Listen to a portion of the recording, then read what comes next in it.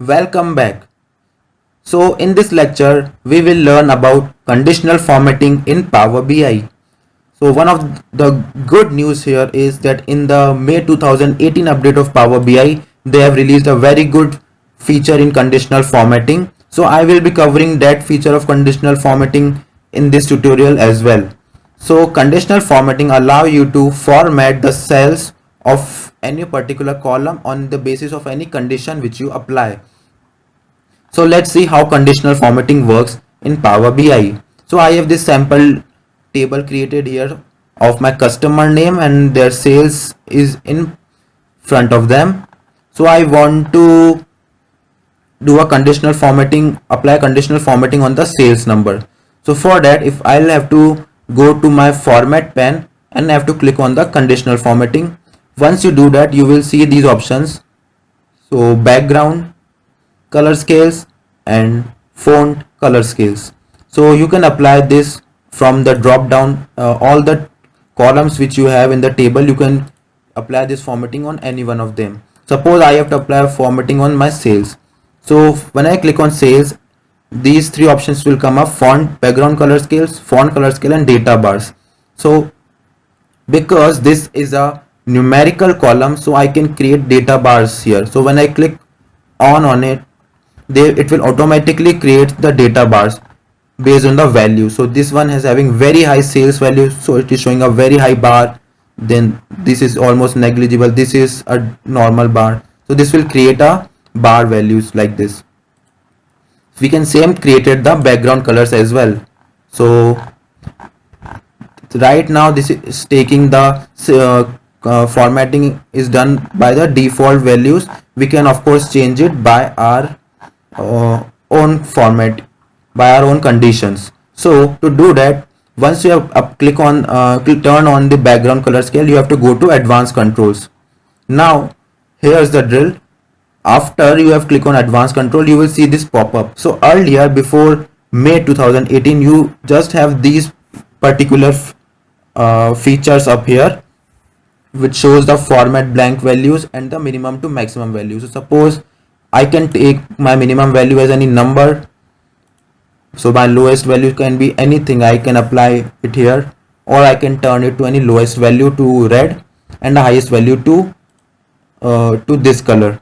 So this is the default color which has been applied here. I can apply any number here, so my lowest value will be anything like let's say I have to apply on any particular number. Suppose I'll take a number from here which is 16560. I mean any number you can take here, so you can apply any number here. I'll just not show you this because this isn't that important. You can apply any number. When you click on diverging, you will have a middle color as well, so white. So when you click OK, you can have a middle color as well. So let me show you. I think the OK, so I haven't click on OK. There you go. So once I have done that, you can see some light white shade here in my data bars. Now here is the important feature in conditional formatting. So this is how you can do it from minimum to maximum. You can create the gradient of colors. Now suppose you have, there is the second method of conditional formatting is color by rule. So when I check it here, I can apply the if else condition in my formatting. So this if else condition will only be applied to the numbers up here. So I'm applying on the sales column here. So suppose if my sales value is greater than or equal to 20,000, I want to turn it somewhat like this. I'll apply any one more here. Suppose if my sales value is greater than let's say greater than, I'll make this less than 50,000, and if my value is greater than 50,000, let's turn it to 0. And so if my value is greater than 50,000, I'll make it blue. So if it is greater than 20 and less than 50,000, it should show this color. If it is greater than 50, it should show this color. So I can apply these rules here.